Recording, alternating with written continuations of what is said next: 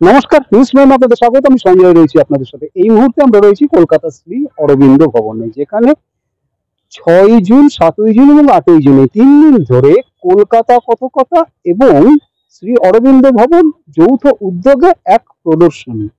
কি প্রদর্শনী? না, রাজ থেকে স্বরাজ, 1900 থেকে 1947, সেই 5 দশকে স্বাদেশিকতা, শিল্প এবং সংস্কৃতি। অভিনব একটা উদ্যোগ। এই মুহূর্তে আমার সঙ্গে যিনি রয়েছেন তিনি চন্দ্রনাথ চট্টোপাধ্যায়, কলকাতা কথকতার কর্ণধার। তার যিনি আবার পিতা ছিলেন, তিনি কি বলবো, গায়ে কাঁটাটা সত্যজিৎ রায়ের জয় বাবা ফিল্মনাথের যিনি সেই ক্যাপ্টেন স্পার্ক, তার যে দাদু হয়েছিলেন বিমল চট্টোপাধ্যায়, যিনি প্রথম 1949 সালে প্রথম শ্রী অরবিন্দের আবির্ভাব এখানে পালন করেন। কথা বলে নেব এই চন্দ্রনাথ বাবুর সঙ্গে, যাদের সহযোগিতায় আজকের এই দ্বিতীয় দিনে পড়েছে এই প্রদর্শনী। চন্দ্রনাথ বাবু, প্রথমত নিউজ প্রাইম আপনাকে স্বাগত। আপনাদেরও স্বাগত। আচ্ছা, কোন ভাবনা থেকে এই ধরনের এক অভিনব উদ্যোগ, যে 1900 থেকে 1947 এই 5 দশকের সেই সময়কার বাংলার স্বাদেশিকতা, শিল্প, সংস্কৃতি, কোন ভাবনা থেকে এই উদ্যোগ?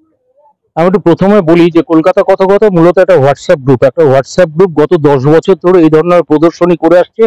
এটা বোধহয় ভারতবর্ষে একমাত্র নিদর্শন। গত 10 বছর ধরে আমরা এটা করছি, বিভিন্ন বিষয় নিয়ে করি, কারণ আমরা মনে করি আমাদের যে ঐতিহ্য বা লিগেসি আছে সেটা আমাদের পরবর্তী প্রজন্মের কাছে জানানো দরকার, দেখানোর দরকার। আমার সঙ্গে কলকাতা 30 জন বিখ্যাত সংগ্রাহক আছেন। এখানে 22 জন সংগ্রাহক এসছেন, যারা তাদের সংগ্রহ নিয়ে এসছেন, যেখানে আপনি জিনিসগুলো দেখতে পাচ্ছেন এবং কোনোটা জেরক্স নয়, ডুপ্লিকেট নয়, একদম অরিজিনাল আর্টিফ্যাক্টস যেটা বলে, এগুলো সমস্ত জিনিস এখানে রাখা আছে। এখানে বিভিন্ন বিপ্লবীদের চিঠি রাখা আছে, গভর্নর জেনারেলদের সই রাখা আছে, বিপ্লবীদের ব্যবহৃত জিনিসপত্র রাখা আছে, সে সময়কার জীবন যাপনের যে সমস্ত জিনিস আমাদের ছিল সেগুলো রাখা আছে। এই জিনিসগুলো নিয়েই এই প্রদর্শনীটা। ভাবনাটা এই জন্য যে আমাদের স্বদেশ প্রেমটা ক্রমশ কমে আসছে, সেইখানে আজকের প্রজন্মের কাছে দাঁড়িয়ে তারা যদি দেখে, এই বার্তাটা ছড়িয়ে দেওয়া, যে তারা দেখুক, তারা জানুক যে কি জিনিস আমাদের ছিল, আমরা কি সোনালী অতীত ফেলে এসেছি।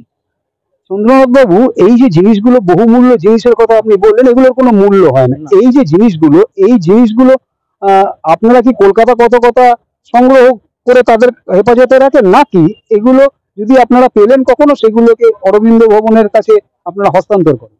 দেখুন, এটা হস্তান্তরের ব্যাপার নেই। এই যে 22 জন সংগ্রাহক এসছেন, এটা তাদের ব্যক্তিগত সংগ্রহ। সংগ্রাহক কিভাবে সংগ্রহ করে, যেমন কোনো রিপোর্টার নিউজের সোর্স বলে না, সংগ্রাহকও তার সংগ্রহের সোর্স বলে না, এটা বলা যায় না। বিভিন্ন জায়গা থেকে আসে, কাবাডিওলার কাছ থেকে আসে, পুরোনো বাড়ি থেকে আসে, যে কোনো জায়গা থেকে আসতে পারে। এই সংগ্রহগুলো ব্যক্তিগতভাবে সংগ্রাহকদের কাছেই থাকে। আমরা এখানে প্রদর্শনীর জন্য নিয়ে এসেছি, প্রদর্শনী শেষ হলে আবার যে যার জিনিস নিয়ে বাড়ি ফিরে যাবে। অর্থাৎ আমরা বলতে পারি যে আমরা এই মুহূর্তে সেই 19 শতকের ইতিহাসের সামনে দাঁড়িয়ে রয়েছি, যা আমরা সেই সময় ফেলে এসেছিলাম, অথচ আজকে কিন্তু আমরা সেটাকে চাক্ষুষ করতে পারছি এই কলকাতা কথকতা এবং শ্রী অরবিন্দ ভবনের যৌথ উদ্যোগের এই প্রদর্শনী। অবশ্যই অবশ্যই, এটা সব থেকে বড় কথা। একদম।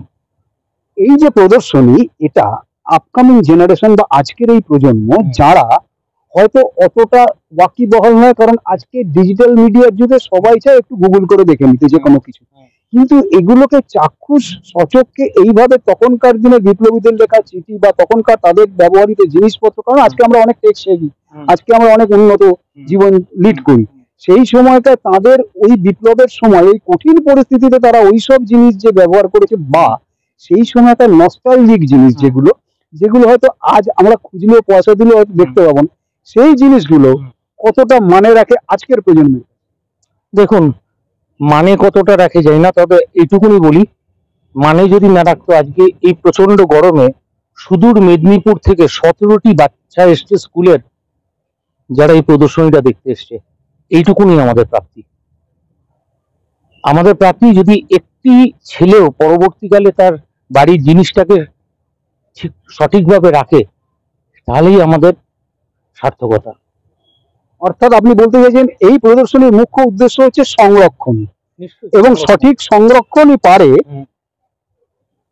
মূল্যবোধকে জাগিয়ে রাখে। একদম সঠিক সংরক্ষণ না হলে আমাদের আমাদের এখানে দুর্ভাগ্য, আমাদের এখানে তো সংরক্ষণ সেভাবে হয় না। আজকে আমরা মনীষীদের বাড়ি ভেঙে ফেলছি, কত কি নষ্ট করে ফেলছি, আমাদের ঐতিহ্যগুলোকে নষ্ট করে ফেলছি। তো সেখানে দাঁড়িয়ে এই পুরনো জিনিসগুলো, স্মৃতিগুলো তো আমাদের নাড়া দেয় প্রচুর। আমি বললাম যেমন শ্রী অরবিন্দের ব্যবহৃত সামগ্রী রয়েছে, তার হাতে লেখা চিঠি আছে, তার সই করা বই আছে, গভর্নর জেনারেলের লেখা চিঠি আছে, চরকা আছে, সেই সময়কার ব্যবহৃত জিনিসপত্র রয়েছে, সিপাহী বিদ্রোহের সময় বেয়নেট রয়েছে, বীণা দাশগুপ্ত বিখ্যাত যিনি আমাদের বিপ্লবী, তার ব্যবহৃত ছোড়া রয়েছে, গুপ্তি রয়েছে, বিপ্লবীদের ব্যবহৃত গুপ্তি, সে সময়কার যে ম্যাচ বক্স লেভেল বেরোতো সেই ম্যাচ বক্স লেভেল রয়েছে, পোর্সিলিনের পুতুল রয়েছে, রেকর্ড রয়েছে, দেশলাই লেভেল রয়েছে, যানবাহনের ইতিহাস আছে, সবকিছুই রয়েছে। নিউজ প্রাইমের দর্শকদের উদ্দেশ্যে কি বার্তা দেবেন বা কি বলবেন? সবাইকে বলবো সংগ্রহ করুন, একটা কিছু সংগ্রহ করুন, শুরু করুন, আমাদের হারানো ঐতিহ্যকে রেখে দিন। সব থেকে বড় কথা, এই সংগ্রহ এমন একটা জিনিস, যখন আমরা রিটায়ার করব বা বার্ধক্যের দিকে যাব, এই সঙ্গটা কিন্তু আপনাকে আনন্দ দেবে। সবাই সংগ্রহ করতে শুরু করুন। অর্থাৎ যেমনটা চন্দ্রনাথ বাবু জানাচ্ছেন যে সংরক্ষণই আমাদের মূল্যবোধকে বাঁচিয়ে রাখতে সহযোগিতা করবে, এবং যেটা সবচেয়ে বড় জিনিস, সংরক্ষণই আমাদের শেখাবে যে ঐতিহ্যকে ধরে রাখার পন্থা একমাত্র সংরক্ষণ। কারণ আমরা যদি সেই ঐতিহ্যকে ধরে রাখতে না পারি, তাহলে আগামীর দিকে আমরা উন্নততর জীবনে পদার্পণ করতে পারবো না। অর্থাৎ সংরক্ষণই ঐতিহ্য এবং ইতিহাসকে বাদ দিয়ে তো আজকের দিন হয় না। ইতিহাস, আমি ছোট্ট উদাহরণ সবাইকে দিই, এখন বাসের ভাড়া কত? 10 টাকা। আমরা যখন ছোটবেলা, আপনি আমি যেরকম 10 পয়সা ভাড়া ছিল, 20 পয়সা। টিকিট গুলো তো আমরা রাখতাম না, ফেলে দিতাম। কিন্তু টিকিট গুলো যারা সংগ্রহ করেছে, ধরুন 10 পয়সা থেকে 10 টাকা, এটা কিন্তু একটা অর্থনৈতিক ইতিহাসকে দেখাচ্ছে, অর্থনৈতিক যাত্রা। এই সংগ্রহের মাধ্যমে আমরা এই যাত্রাটা দেখতে পাচ্ছি যে কিভাবে ইকোনমি এগিয়েছে বা কিভাবে গেছে, এটাও তো দেখা, এটাও তো ইতিহাসকে ধরে রাখা।